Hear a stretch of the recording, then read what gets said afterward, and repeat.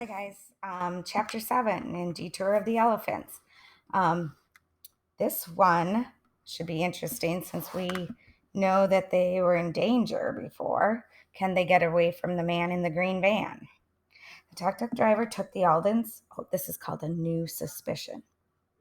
The drivers took the Aldens on a winding route through small, busy streets. Even though it had gotten dark, the weather was still hot, and the cool drinks that they got from one of the stands tasted very good. No one saw the green van anywhere. Let's get out of here and try to call Trudy. I'm sure the man in the green van doesn't know where we went. They got out. Henry tried to call Trudy. She isn't answering, he said. Might be because of the time change. So he left her a message. What do we do now? Violet asked. Well, it's getting late, Cousin Al said. I think we need to find a hotel. Jessie agreed. So they went to a hotel and decided that they would go to the elephant reserve in the morning. In the morning, they looked up the information about the elephant reserve. It's miles outside of the city, and we'll have to either take a car or a train. Benny decided a train would be the best to do. They had their meals in the hotel restaurant, and when they were ready, after eating their breakfast, a taxi got them to the train station on time. Once they were seated, Bunny said, Now we can forget about the man who chased us. I hope so, Jessie said. She didn't point out that the man might realize they had gone to the elephant reserve. She knew he might try to find them there. Train passed through some smaller towns. It's all so green and pretty, Violet said as she looked out the window. The time passed quickly. When they arrived at the train station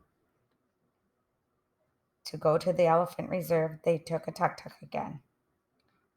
The reserve was not far from the train station. I see a sign with an elephant on it, Violet said, and soon they could see some of the reserve buildings ahead. I see them, Benny cried. I see the elephants. After they parked and paid for a ride, a young man wearing a khaki uniform with an elephant logo on the shirt came out of the nearest building. Welcome to the reserve, he said. Next tour is in 10 minutes. I'll be your guide today. My name is Sharit Benthal. We're not here for a tour, Henry said. I'm sorry, I misunderstood. Maybe you're here to stay at one of our lodges? Sharit waved at some buildings that he hadn't noticed before. No, we're not here for those either. We'd like to take a tour if we had time, but we're here because someone might be expecting us. We're the Aldens. The young man raised his eyebrows in surprise. I hadn't heard of any special visitors coming today, but I can check. Well, maybe someone's waiting for us who doesn't know our names but knows that we like owls. Oh, so you're a naturalist. You study owls? No, we don't do that either. We just really like owls. That's right, Jesse said. We like owls. I see, Shreet said. I'll check in the office.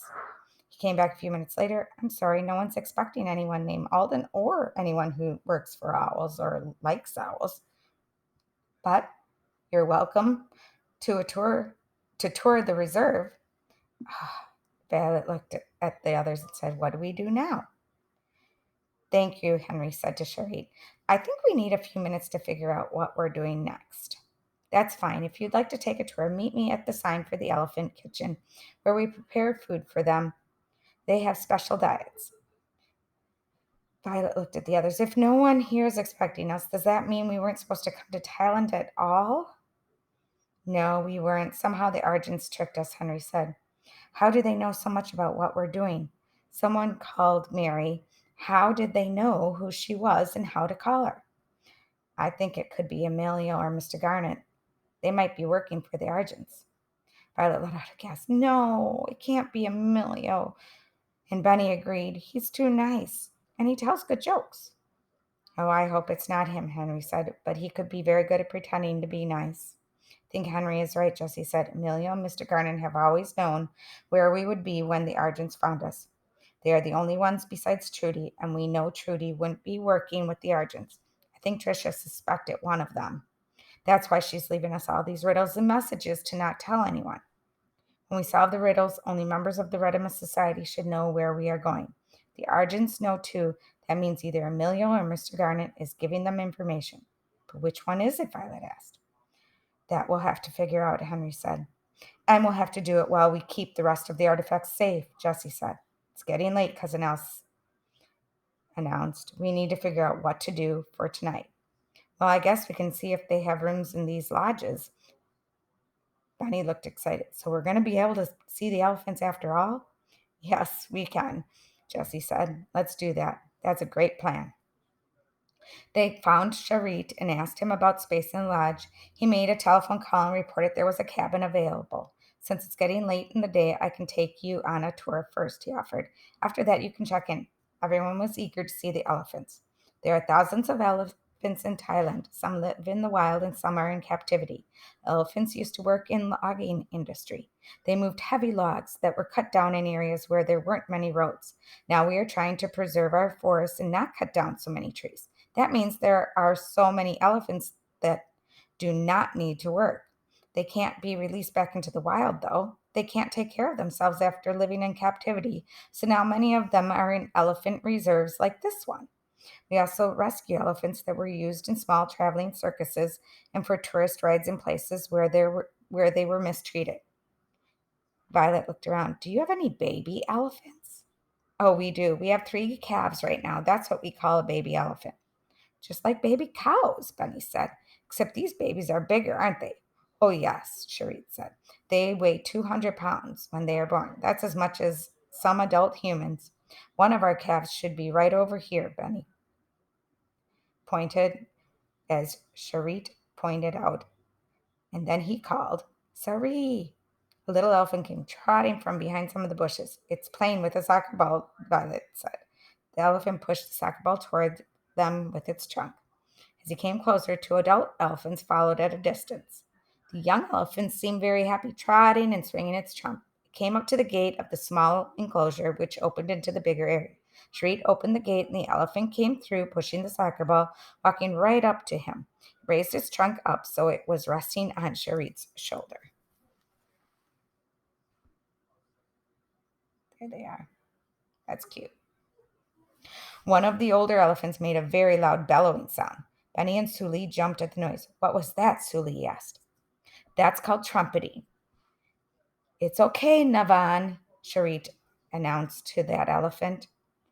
Elephants trumpet when they are warning of danger. And they are excited. She is warning little Sari here to not go too far away from her. Sari loves her soccer ball, but she loves people too. That's a very pretty name, Jessie said. She is named Sari because it means freedom, Charit explained. She is happy now, but she was very sad when we rescued her. She was taken away from her mother when she was still too young, made to work in a circus. Some of the older elephants in this reserve take care of her. They are like her grandmother's aunts and nannies, and the wild elephants live in groups, and the older elephants take care of the young ones. It's somewhat like a big extended family that humans have. Well, that's nice, Violet said. Just like us, we have lots of people who take care of us. You can pet her if you want, Charit said. She likes attention. The sound of some voices came from the elephant kitchen. A woman came out the door. Charit, I need some advice, she said. If you don't mind waiting here with Charit, I won't be long, Charit told the Eldons. Oh, we don't mind at all, Jessie said. Getting to pet elephants is terrific. As soon as Charit went inside the building, Jessie's phone rang. It was Trudy. Jessie put the phone on speaker so everyone could hear. Trudy, we aren't sure what is going on. There is no one here to meet us. The connection wasn't very good. They could barely hear Trudy. Where are you? Trudy cried. We've been worried sick. We're in Thailand, Henry told her. We got a message we were supposed to get on a flight to Bangkok, and once we arrived, we thought we had to go to an elephant reserve, but we are here at the reserve and they don't know anything about us. We think we've been tricked. It sounds as if you have. We all have been tricked. Is everyone all right? We're fine, Jessie told her about the red-haired man at the airport and how they'd gotten away from him. I don't think he intended to take us to the reserve at all. Say that again? I didn't hear all of that, Trudy said. Jessie repeated herself. Oh, I'm sure he didn't, Trudy said. I think he was just going to take you somewhere and demand you hand over the artifacts, then leave you in Thailand while he got away. The driver in China told us the message said we didn't have to call Emilio. Was the plane really broken? Henry asked. There was a silence on the other end. We lost the connection, Jessie said. I'll try to call her back. Before Jessie could dial, the phone rang again. This is a terrible connection, Tree said. I may lose you again. Henry, the plane is in perfect shape. As soon as we get off the plane, I'll call Mr. Garnett and tell him they need to come get you. We can't find your driver in Beijing.